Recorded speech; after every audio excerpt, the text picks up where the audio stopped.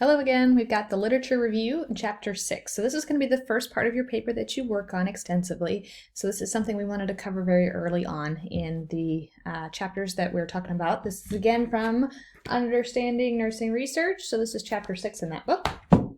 Let's get started. So to overview, your literature review should contain, at minimum, a few things. There has to be a theoretical basis. We talked about that last week. You need a theoretical basis in order to make sense of the data that you're trying to interpret. You have to have current scientific knowledge. Current means that you need information from the last 5 years or sooner. There are a couple exceptions to that rule. One of those exceptions being if you are using a theory or a type of model that was created way sooner than that. So some of our nursing models, for example, have been around since the early 1900s. So if that's the case, you can use an older model, but you need to find updated research in applying that model to your information. Okay. Relationship to nursing practice. So why do we care about this?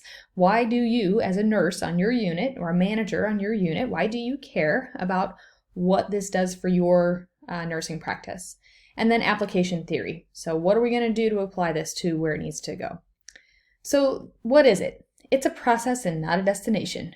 Don't have an end goal in mind when you start out. You can have a theory. You can say, well, you know what? I think if I have a patient if our Foley rates continue to rise, I think by changing how we care for Foleys, we can decrease the amount of Foley catheter infections.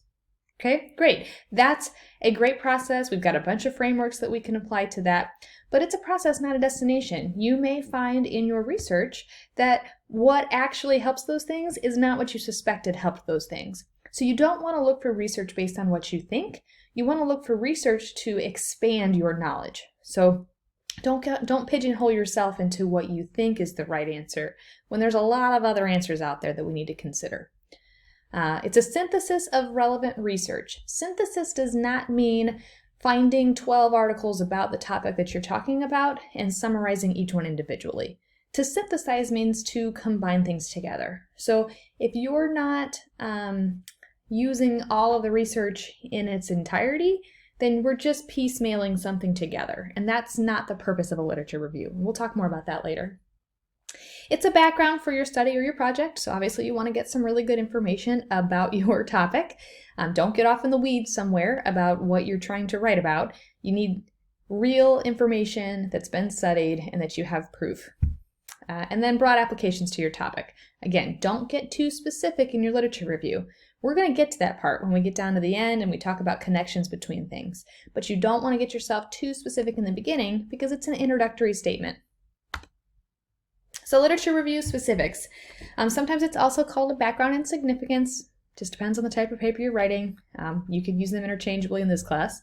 And it is separate from the introduction. Okay, the introduction is a broad statement about your topic.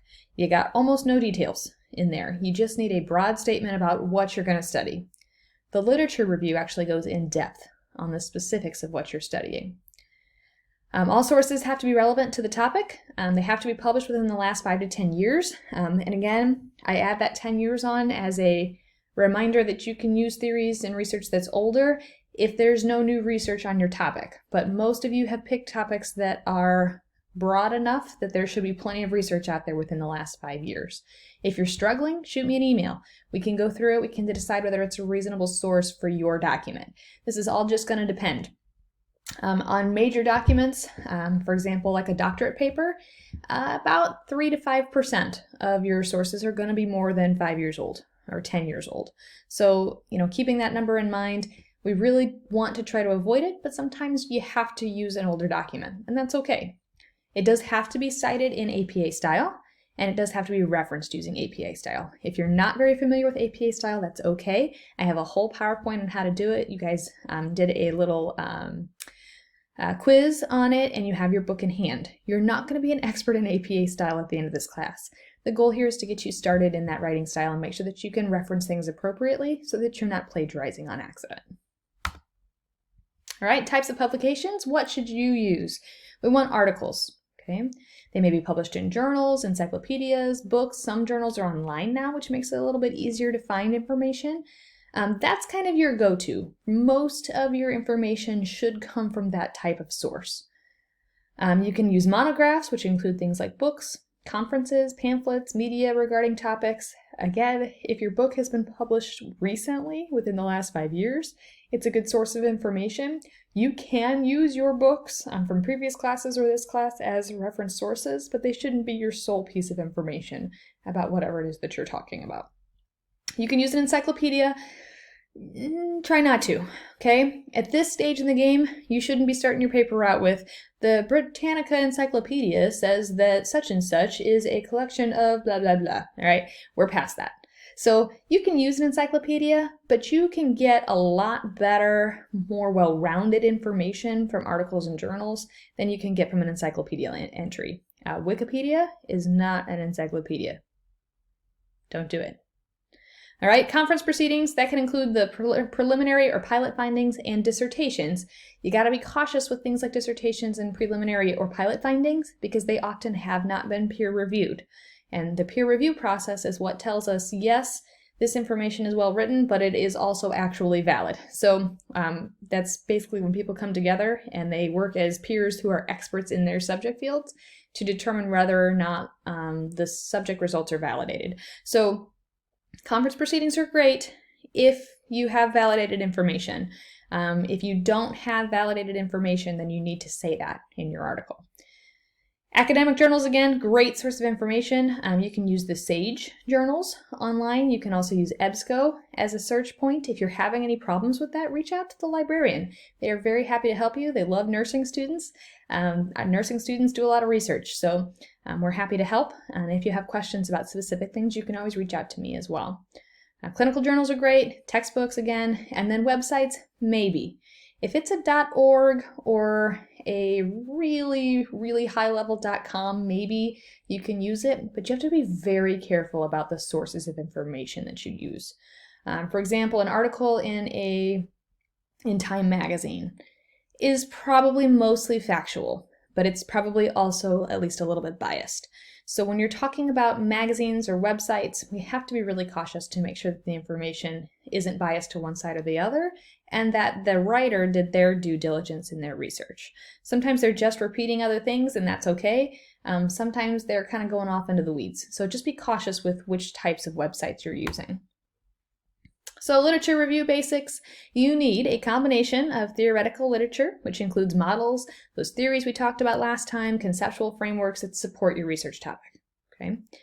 And then you need empirical literature, so knowledge derived from research, journals, and published studies. For your guys' paper, with it being relatively short, you probably need maybe 1, 2, 3 sources for your theoretical framework, and the rest of them should be sources to support your actual theory. And this is kind of just a little graph here to talk about guidelines for writing a literature review. You should, again, always conduct a literature survey before you start. Try to present that problem as clearly as possible. Sometimes we get off into the weeds and we want to say something about a certain topic, but what we really end up talking more about is something else.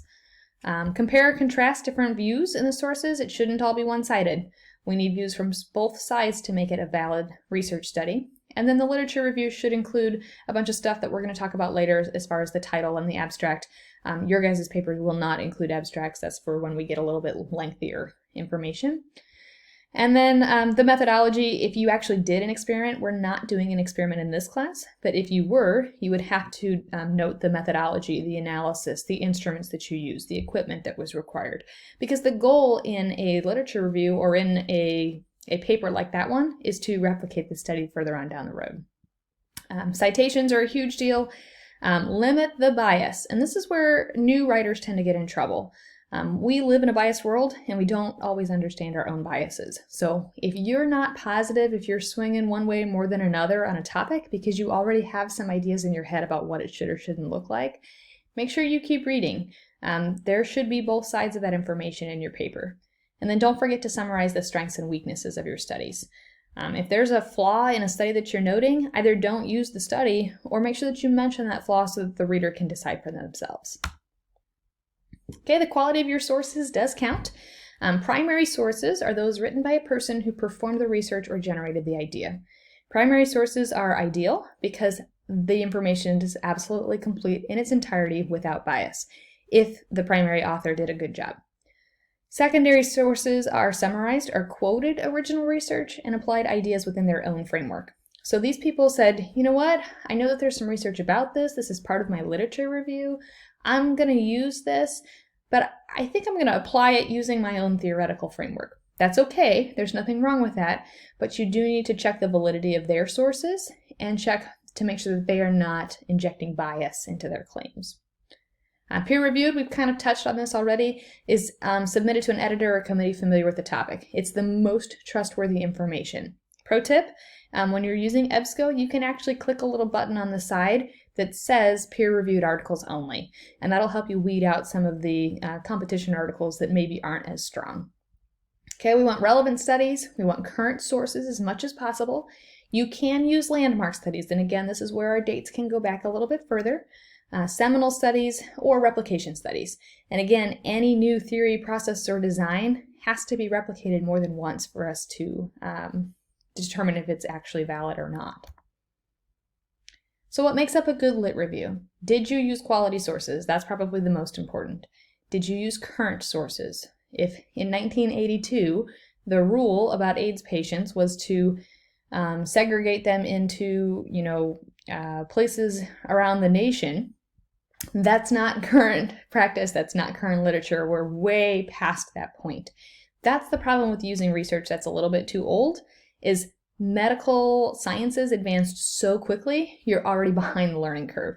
So make sure those sources are, for the most part, within the last 5 years. If you have a question about your source, reach out.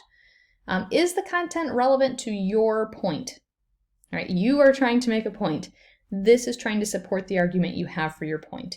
If you're off in the weeds somewhere about something that's very valid and very informative, but not to your point, you're just wasting time and space in your paper. Did you synthesize, not summarize? Again, a literature review is not a summary of each article. It is a synthesis, meaning you are applying different articles within your literature review out of order. Sometimes you're going to use one more than once. Sometimes you may only use a source 1 or 2 times, but you are not summarizing them. You are using bits and pieces of each article and applying them to your generalized topic. And then, does the study address gaps in literature? We have plenty of things in our nursing field that have not been widely studied. For example, my doctorate project is actually on skills days. Believe it or not, there's very little research out there about an actual skills day process. So there is a gap in literature there. That's okay. That doesn't mean that you're heading in the wrong direction. It just means you have to expand your search net and say, okay, how do these things relate and what can I correlate between the two objects that I'm trying to determine if it'll work or not work? So find articles. Find more articles than you need. You don't want to be down there searching for stuff just to be searching for stuff. But you definitely want to find enough articles to actually support your theory, not just to meet the goal. Okay? Read your literature, not the abstract of the literature, the whole piece of literature. Okay? Summarize your research, identify gaps and relationships, and then find more research to help you correlate those gaps in that relationship. And then suggest your next steps in your paper.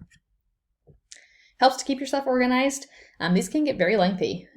Start here, print, and highlight.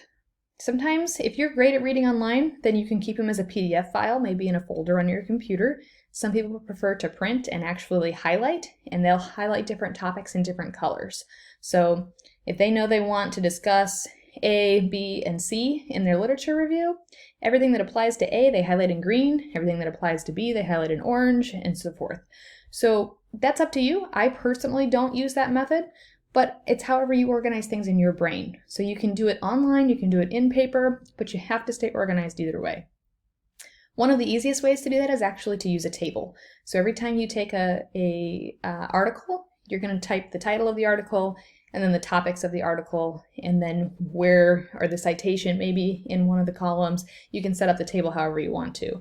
But that way, when you're looking back and you're like, oh, I know I read this somewhere and I just can't find it, that table can say, oh yeah, I found this valid point in this paper. Oh, and there's the citation already. So I don't have to do the work to re-find the article or reestablish whatever the connection was. So using a table is a great tool. You are not required to use a table for this particular class, but if you would like to, you certainly can and should. Develop an outline. You have an outline due, so make sure that you have gotten that complete. The outline doesn't have to be super detailed. It's just a way to put the framework together about your topic. Or you can map your results. If y'all remember concept mapping in nursing school, maybe it's been a minute, but you know, the little thought bubble in the middle, and then it comes out and you've got another thought bubble here and another thought bubble here. Those things are a great way to organize things that aren't maybe as linear as an outline would allow. You're welcome to use a map as well. Refine your search. Make sure that you understand how to do research. It's not easy to find articles relating to what you truly need to study in EBSCO or on Google. If you're going to use Google, you probably want to do Google Scholar. That's really your better choice because it gives you a lot more information, and you can refine the dates as to when the article was actually written. Know your librarian, especially if you're going to go forward in the world. Become best friends with your librarian. And then review those abstracts. Abstracts are built to give you a very brief summary of what the article contains. You should not be pulling your source directly from the abstract. If it's something that you need or that you feel is applicable to your paper, read the whole article, because you may find that in its actual context, it's not as applicable as you thought. Start early. You need full text copies, which can take days. McHenry allows you to basically rent articles from the library, and they will find them for you and send them to you in your email box, but it does take 24 to 48 hours for that turnaround time, longer over weekends. So start early, because if you're waiting on that perfect article to come to your email address, it might take too long for it to get there. Cite as you go. I cannot enunciate this one enough. If you are not citing your papers as you go, you're going to end up with a jumbled mess of citations at the end. As you are writing, make sure that you have put anything that you needed to cite inside the paper and on the reference list. Otherwise, you're going to have 30 articles. You don't remember which ones you've used, which ones you haven't, and it's terrible to have to go back through and say, oh, that's right, I needed to cite this statement. Which article did I get that from? Cite as you go while you're writing. Don't wait till the end. Occasionally, you're going to find that you remember something very clearly about some research, but you don't remember which article it came out of. If that's the case, I usually type cite in big black bold letters so that I remind myself to go back through and find where the article came from. You still have to cite it, so don't forget to do that, but occasionally that should happen. Typically, you need to know where that source is before you move on. Read more than one article about your topic before you even start writing. Get 10, 15 articles in before you even start a word, because you can organize your thought and your framework more clearly if you already know what all of the information is. What tends to happen when people write one article at a time is they end up with a very jumbled and disoriented paper. So read it all first, figure out in your head what works together, and then put it together in your paper. Your outline requires an introduction, a theoretical review, an empirical literature study, and a summary. Okay, and we're going to talk more about the APA stylings of that. Keep your ideas together in paragraphs. Your paragraph does need to be more than 3 sentences. Okay, and this stage in the game, we should be talking 5 to 7 sentences here. Avoid using too many direct quotes. All right, you can paraphrase items as much as you need to, but paraphrasing is not changing the order of words or finding synonyms for those words. So a paraphrased item may still need a citation. So just be cautious on that. Direct quotes are a great tool for very specific information.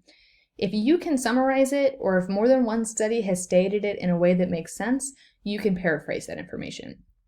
Direct quotes are nice, but that person isn't telling your story, you are. We want to hear from your voice and how it affects your project, because everybody's project is a little bit different. Again, reference as you go, both in text and on the reference list. I cannot stress that enough. And then format using your APA book as a guideline. I've also provided a resource for you online, and it's about APA stylings with some of the things that you're most commonly going to use and things that quite often trip people up in the APA process. That's all I have for you. If you have any questions at all, please reach out. I'm happy to help. Let me know if you need something.